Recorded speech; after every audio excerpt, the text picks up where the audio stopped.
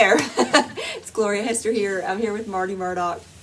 And I had a question from a girl about, and it's a great question. It's from Jenna. And so here's the question. She says, how can we relate to a horse that's easily spooked that they're safe? And so I asked Marty, I was like, can you just set this up in some building blocks to answer that? And so we started with the first one, which is? Well, So, first off, it's horses have to be exposed to different things, not to be afraid of different things. So myself, if they're scared of something, I'm like, oh boy, this is great. But I have to have building blocks of communication that I have secured their trust, and that we have a line of communications, and it's built through when they get bothered. It's through operating the feet. okay, so One of my move their mentors, is feet. Ray Hunt, and I'll quote, "It's in their feet," unquote. Ray said that all the time. It's in their feet. And so horses move horses, and they direct each other. And so I try to operate from their culture, and so that's what I do. And so I've actually got a 3-year-old mare that had been babied and never exposed to anything, but on the farm she was raised on. And she's really flighty. She's really spooky. So I built that line of communication in her being bothered and me helping her to calm down by movement of the feet in motion, especially the hindquarters. The hindquarters are extremely important to the horse. If they can't get their hindquarters lined up, they can't leave. And so I have to have that in place so that when my horse gets bothered, I can move their feet. As Sam said earlier, it's the most important thing a horse needs to know: can I move my feet? And so I move their feet, but I direct them. And I help them feel better about what's going on, and I show them that I'm directing their feet. They get that. They're not oblivious to that. So they know that, and they find security in that. So when my horse is bothered about something, I'm going to direct those feet in certain situations. In some situations, whatever it is they're bothered about, I look past it and I go on, because if my energy goes towards that thing, it makes them worse. Mm-hmm. A lot of times all we can do is just ignore what's there, go right on, my energy stays the same, and they're thinking, well, his energy didn't change. Of course, they don't think in human thoughts, but they know that my heart rate didn't change. They know that okay, there's nothing to be worried about. But then, here's the thing. Nothing ever is the same. No two instances are exactly the same. And we try to set it up similar, but a bird could be sitting on the fence and it changes everything. And so a person that's handling the horse needs to understand that they need to be flexible and change. And if what you're doing is not working, don't change it. And you might just change one element, but you have to have that line of communication that you've already established. But even so, and like one of the reasons I brought that mare was to give her more exposure, just like if you lock a kid up in the closet for 16 years and let him out, he's going to be afraid of everything, he or she, that they run across. So people refer to it, this first time my horse has been to town. Well, they'll say, and they'll say, my horse doesn't act like this at home. And the horse is thinking, if I don't remain the same when I go to town, when I unload my horse and I'm in town, the horse is thinking, he don't act like this at home. So I it's have to different. remain the same. Otherwise, the horse is lost and he's in trouble. And so that's as about as good as I can do in answering that question. But you've got to be, I mean, you say, okay, I'm going to do this. And in any instant, you might need to change your idea because it don't fit the situation. Don't fit the horse, don't fit the picture, whatever. It's not like riding a motorcycle. Get on, turn the switch on, crank it, take off. Stop, turn on your blinker. And thank God that's what makes horses so wonderful. It's a thinking, living, breathing, decision-making animal. It's trying to stay alive. So they're not afraid of it. They're not doing that because they like it. No, it's to stay alive. They do not like it. They're not doing it because it's fun. And we got to watch about being aggravated with a flighty horse. And just understand that it's real. Yes. Oh, yeah. I feel like when their energy goes up, you know, the natural tendency would be, you know, unless you can school yourself in it, your energy's going to go up too, right? It's just natural, I think, in that moment, just instinct. But then it's like, if their energy's up, can you bring your energy down again? I don't know if you ever feel that in your own body.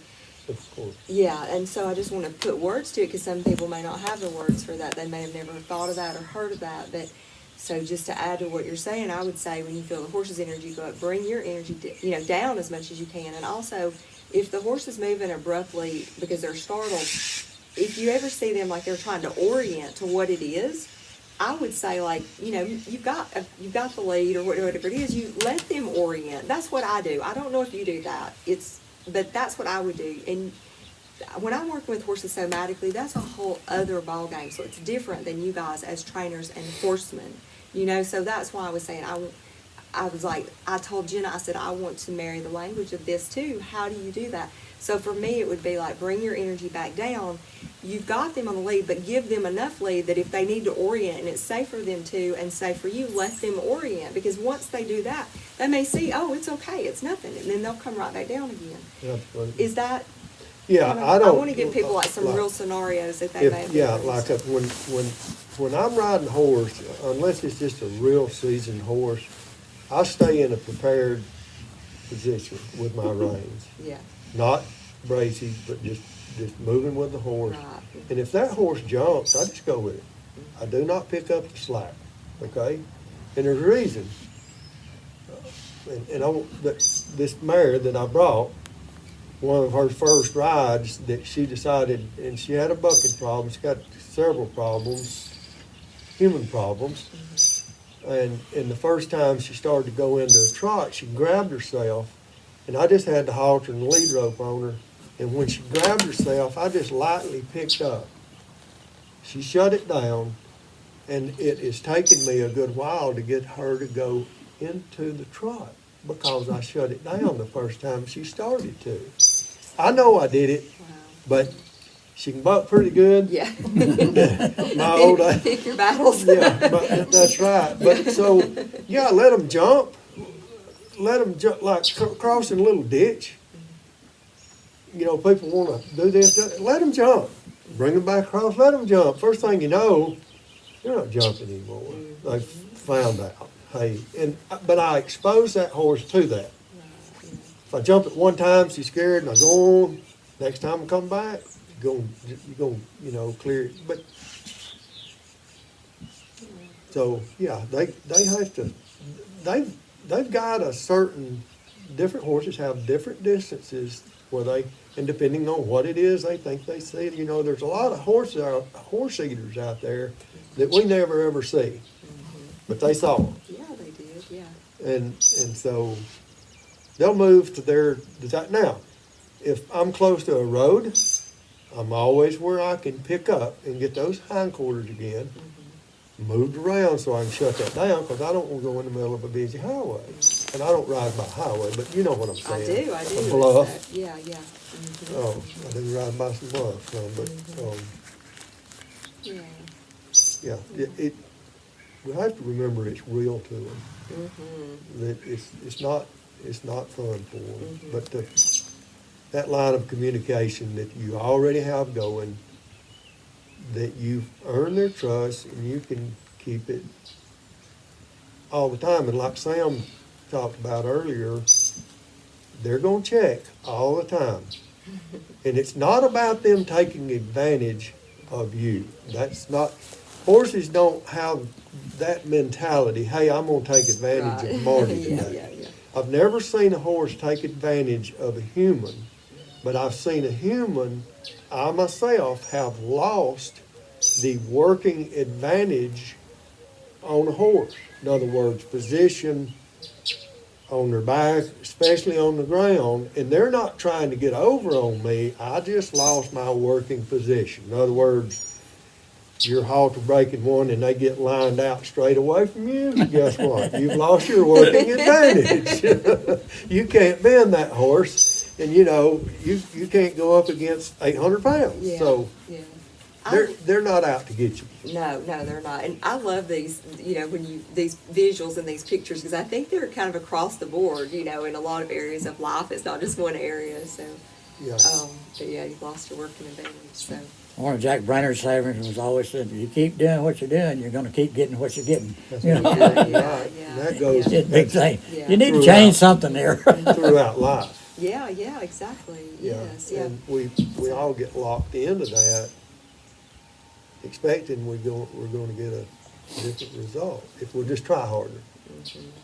You know, one thing we did, I may be talking, you're trying to do something else. So Sam is not on camera, but I think I know you can hear him, so go for it, Sam. Yeah, please. Now, I know sometimes on the police horses, sometimes I would change officers from one horse to another horse and see a complete difference in the horses. And, you think, well, my officers here are all equal, but it's something else going on there, that this one horse is a little bit stiff, not wanting to do the obstacles and stuff. So maybe I put another officer on him, and all of a sudden it's, all right, I'm ready, Oh, interesting. What changed? Yeah, it's a good question. You know, It is what a good changed? It question. was just the attitude of the officer. Yeah, maybe. And I'll tell you something else I noticed over the years. Those officers that were really good with the horses, that were always aware and not forcing stuff, working with them, made really good police officers. It's the same, right? That saying, how you do one thing's how you do everything. Yeah. It's. I do think it's the same. And Sure. Yeah, It and is. maybe what that person's anticipating that horse will do or won't do. I know that's not always the case, but just the softness, like you said, it's just the difference. So. They weren't trying to force anything. They were just, sometimes they could get along with some drug addict that they wouldn't, normally think they would shoot this sucker and get it over with. But they'd talk them off a bridge or off a 30-story building. Present and what's real for them. You could tell a lot of difference, Yeah, I know, Marty, when you said earlier about what was it? I saw something off camera, it distracted me a little bit. When you were saying earlier about, it's gone now. Somebody was coming by and they were trying to say something. It'll come back to me. But I think it's, just around how to help. Oh, I know what it is now. When you said, acknowledge that is real for that horse, right? Whatever's happening is real for them. Just that alone, they feel it, they know it, and so to me, it's a level of connection where they're going to feel more connected to you in that moment when they're startled or spooked, is the word that Jenna used, spooked. Startled or spooked is once you're recognizing, oh, that's a real experience for them, then I think just that alone helps settles them somewhat, because you're there with them. You're not adding to the distress at that point. Yeah. Does that make sense? Yeah, How would you? absolutely, yeah. So And the neat thing is once you get that line of communication going, is what I love about this mare, and I'm in the process of purchasing her. She's a great mare, yeah. She recognized that from the very beginning. She's a very forward-thinking mare, and so she looks for that. She absolutely looks for that. But sometimes there's been horses that, I've got a horse that bucked me off more than any one horse ever has. And for him, sometimes, let's just go. He would be frightful of, and a turkey flew up in our face in a certain spot in the woods, and he never liked to go back to that part of the woods. But I'd just drive him right through there. keep those feet moving and just keep those feet moving. Now, he's still a little leery of that area, but it was just get those feet moving, buddy. You know, we're going, and there's a certain amount of assertiveness.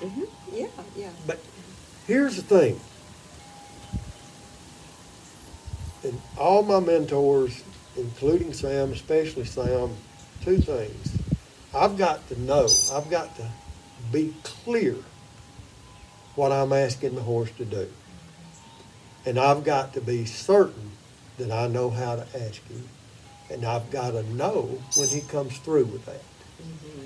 Because the release has to come then. So if I don't have those three things, then it's not going to work out. And you can take lessons, you can watch videos, you can do all this, but if those parts don't, it's not going to work out. I'm not, depending on your horse, it may not be a wreck. The horse, exactly. And Ray Hunt always said, the horse can fill in the blanks, the human cannot. Yeah. And the horse, that's what, the good horses will make me look good, but the difficult horses make me better. As long as I don't start blaming them. Yeah. You know, so. Yeah, and I think that's true. That's across the board too. I see that where if you can hang in, it's like there's beauty in that. You know, that the very sensitive horse is going to teach you a lot. But you may not be a person who's senseful enough to handle that horse. It's not going to work. I think out there at the ranch over 25 years, you know, they were starting 200 colts a year. Yeah. A lot of full brothers and a lot of full sisters over that period of time. And you really learn pretty quick, you know, that you can't go in that pen with the same deal that you did on his brother last year. You've got to adapt to the horse that's with you in that round pen. And you're going to make a lot of mistakes when you do it. And it's amazing what the horses will teach you if you just shut up and listen. You know, I had a sign one time I carried around when I was doing clinics that said, people don't listen with the intent to learn. They listen with the intent to reply. And if you look at them when you're talking to them, you can see it in their eyes. They're thinking, I wish he'd shut up so I can tell him what I want him to know. You know? And it's so obvious, but they don't. Most people don't listen with the intent to learn from you. They want to listen, hoping you're going to shut up so they can talk. You know, and I think sometimes we're trying to educate people and realize they're not listening. They're going to go back to doing just what they're doing. You know. Well, my feeling was somebody spent a lot of time telling me what they were doing with their horses. And the only thing I could ever say was, how's that working for you? Yeah. And then I just shut off and left. let me inject something on that, and I explained this to Joe Walter. I've been out and spent a week with Joe, and this is my MO, and I did it with you, Sam. So I've got my horses going good. I'm gonna go spend some time with Sam Powell. And I've told Sam this. I said, I go ride with Sam Powell, and he just gets me all messed up. That happens when you're learning that. Because I'm doing something, and it's kind of working, but I know there's some gaps. And so I go, and they say, no, don't do that. You need to be doing this way. That's okay, but you need to change this up a little. And because I've never been able to, I have to have time to learn mentally and physically. And so then I'll go home and I'll try whoever, if I spent time with Sam, Joe, whoever, and I'll try to do what I thought I saw them do and what I thought they told me, and it won't work. So what does Marty do? Marty goes back to what Marty had been doing, and it had been working to a certain degree. Well, when I go back to doing what I had been doing, it won't work either. So I'm like, oh crap. So then I'm like, okay. And so I hammered out in my own way, and Ray Hunt always told us that you will not do it like me. You're not me. This is a way. And so you're going to apply it different, but this is the principle. So anyway, And then I'd come around to doing it the way my mentor would, and then at the end, it'd be way better. So I was telling Joe Walter about this one time, and he stood there and he listened to me, and Joe's an extremely good listener. And I finished, and he just looked at me and he said, I always just did what they told me. I was like, oh, God. Yeah, I wish I could do that. Yeah. But that's just, I don't like it. And I'm better than I used to be, but it's because I can't. I have a friend in Switzerland. Sam introduced me to Alex and Anik. Yeah, I know Alex. And Alex learned horsemanship and ranch roping quicker than anything. He could be doing something in motion, and I'm gonna say with a rope, and his coach, mentor, whoever say, you need to get your shoulder up, your elbow down, blah, blah, blah, whatever. And he could make those adjustments, okay? I can't. Well, Alex was a national champion fencer at 16 years of age. So in those early years, he got those motor skills, those mind to hand and all that dialed in, where I was a rigid guy wrestling. High school wrestling, you know, just, and so I'm handicapped in that area. But that's temporary. That's your cerebellum's got control over that right now. That's But right. it's temporary. It is temporary. So, but that's a good point that he was able to, execute what was being requested. Right, and so for me, it has to come a little slower. I'm better than I used to be, Of course, yeah. but I'm really more willing to just go ahead and say, okay, I'm gonna do this. Dad told me before he died, he said, I wish when you was young I knew how to juggle. I would have loved to taught you how to juggle. I said, well, what I want to juggle? He said, I love jugglers. He said, they're so ambidextrous and they're so balanced with their hands. And he said, I wondered because I'm left-handed. You're left-handed? Yeah, Yeah, and so Dad would catch me out there doing something left-handed. You need to use your other hand. So he'd make me, I don't know how many times I'd mash my fingers with my right hand because I used to hammer on the left hand. Yeah. And he'd make me change, and I was always wondering why I did that. And back when I was a kid, everything was made for right-handed people. You know, you have to sit at the desk this way and right. And Dad could make me right-handed, so I wouldn't be turning around this way, sir. And I asked him before he died, I said, why'd you do all that? He said, well, you're going to be in horses. And he said, you want your horse balanced all the time. I was like, yeah, that's what they're telling me. He said, it's not fair to ask that horse to be more willing to do something than you're willing to do to yourself. And he said, I wanted you balanced with both hands. And see, he died in 64, I guess. He was 46 years old. But I've thought about that a lot, how much he was, now I rope left-handed, rope right-handed, don't make any difference. Everything's pretty well the same. Yeah. But I've noticed a lot of difference in the way people do things because of dominant side and non-dominant For side. sure. But he said, I wish I could have taught you how to juggle, because he said, I love to watch jugglers. And things like that, he was so good at teaching me without me knowing he was teaching.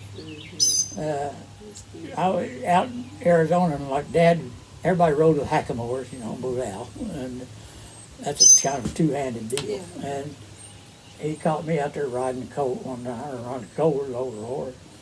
He said, no wonder that horse is stiff. He said, you're stiff. I said, no, I'm not. He said, well, you're bending your wrist, bending your hand like this. He said, when you do this, you're tight all the way up to here. Your horse is feeling me. He said, this is the way you ride a hackamore and Bouval. Well, I didn't pay attention. I went to the barn a day or two later. He had a 2x4 laying on some sawhorses, marked off about every 3 or 4 inches. It was about 10 foot long. He wanted me to take a handsaw, cut one mark with my right hand and one mark with my left hand. Marty's carpenter, he knows.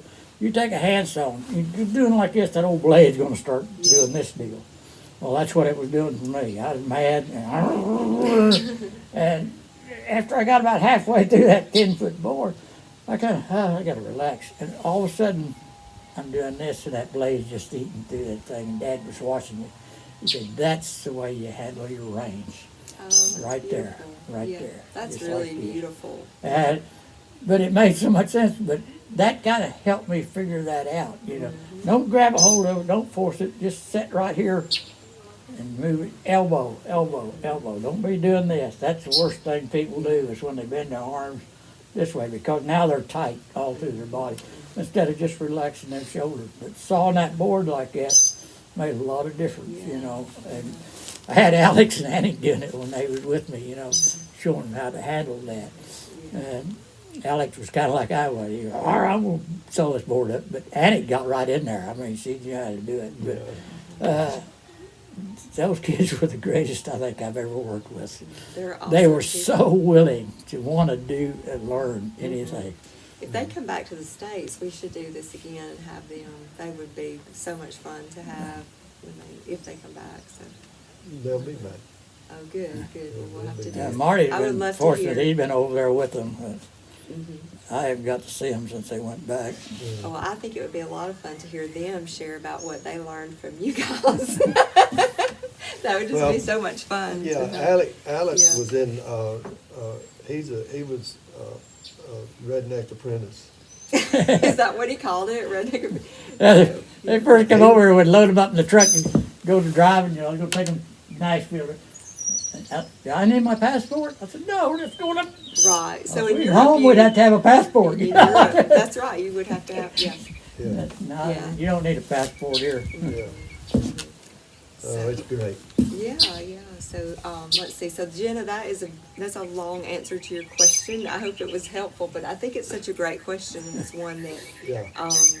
you know, that as things evolve, you know, there may be a little more understanding, a little more terminology, maybe some other things that are more tangible too. But I would just say drop your awareness down into your somatic center. So right around just below your navel, if you can, the minute you feel like the horse is spooking, get your awareness low in your center of gravity and bring your energy down, I think is even a clearer way to say That's it. what Mark than Rashid that. So, preaches, you know.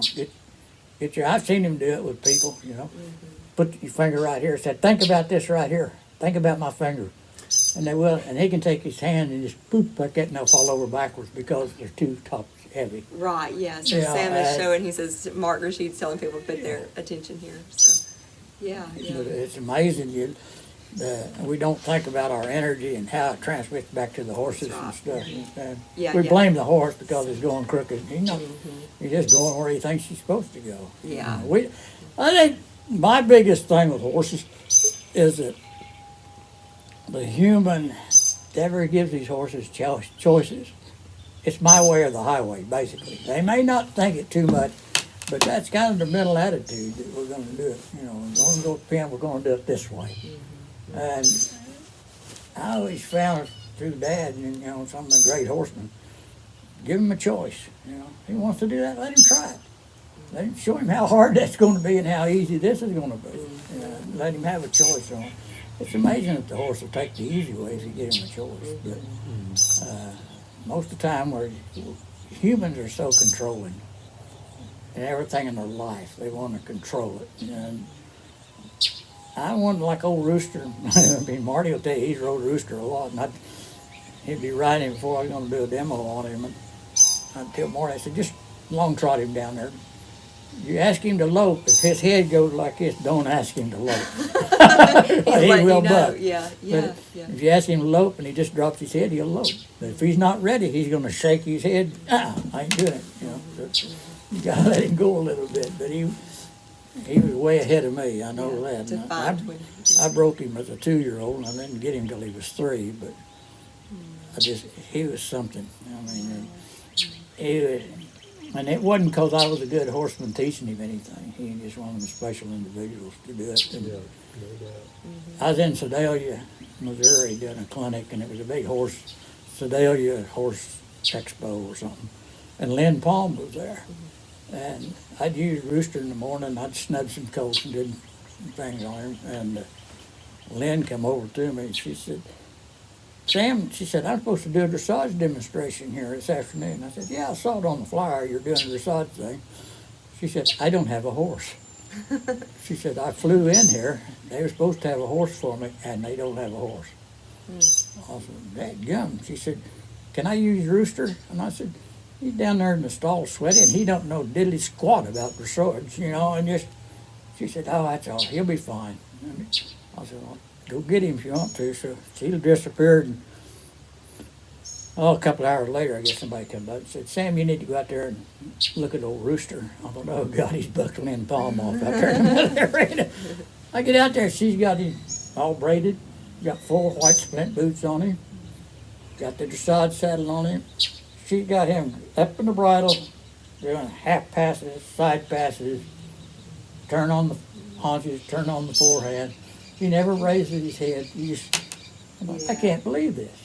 That's my horse. Yeah. I can't believe he's doing that. And I watched her for an hour do demonstrations on him. And I said, Lynn, I just can't believe that. You're just one hell of a horseman. She said, if a horse is broken, all the different parts, and you're a horseman enough to know which part needs to be moved, she said it's easy.